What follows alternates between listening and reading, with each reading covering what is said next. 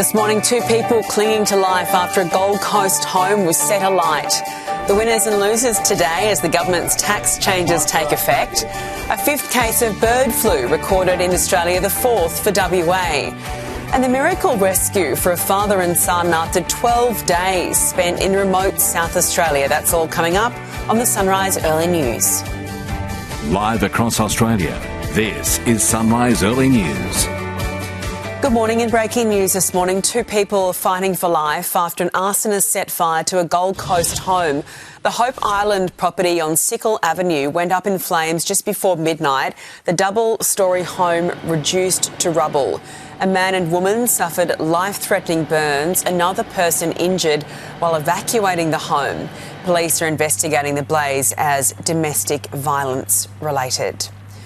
A boat believed to be carrying a dozen asylum seekers has been intercepted by authorities off the coast of far north Queensland. Liza Jasmine Telling's in Canberra. Jasmine, the boat reportedly carrying Chinese nationals. Well, yes, good morning, Eddie. We understand authorities from the Australian Border Force, with the assistance of Queensland Police, intercepted this boat off the coast of Weipa on the Cape York Peninsula. It's being reported that the people on board were taken into custody as part of a possible people smuggling operation. But this is still very much an unfolding story as we go to air this morning. We've contacted authorities for comment and we'll bring you the latest throughout the morning. Eddie. Yeah, we'll have some more details during Sunrise. Thank you, Jasmine.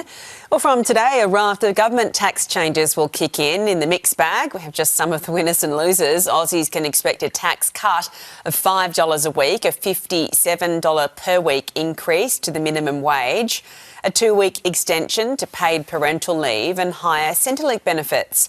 However, on the other side of the coin, we'll see cost increases across NBN plans and Australia Post retail services.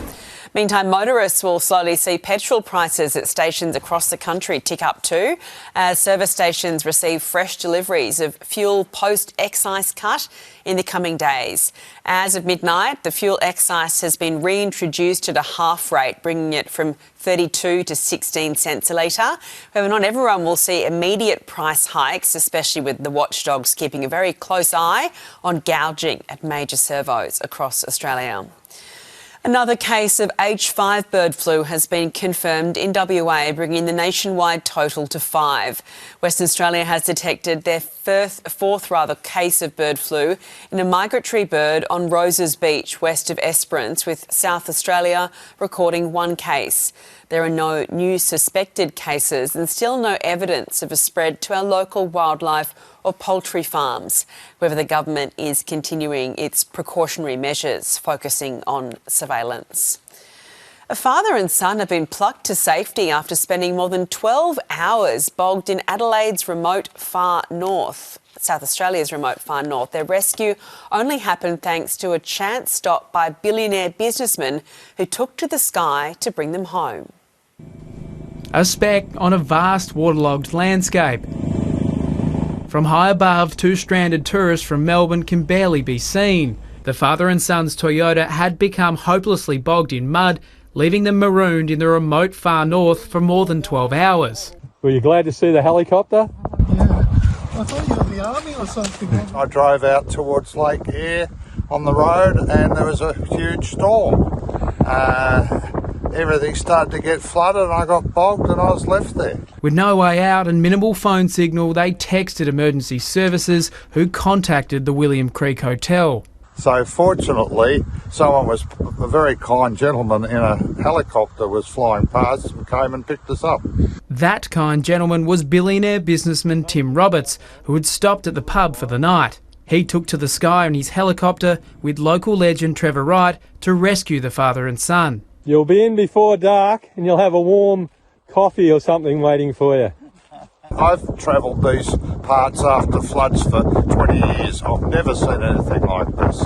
Locals say anyone heading into the Outback should check conditions before setting off or risk getting stuck in the middle of nowhere.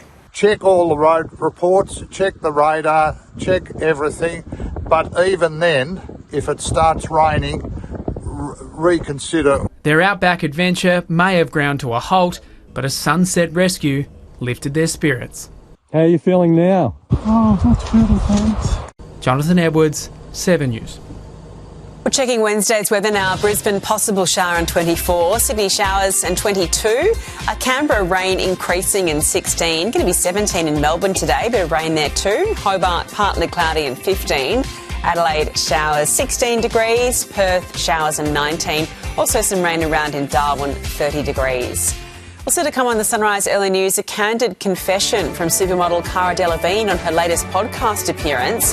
And Royal Week kicks off in Edinburgh with a special welcome for King Charles. That's next on the Sunrise Early News.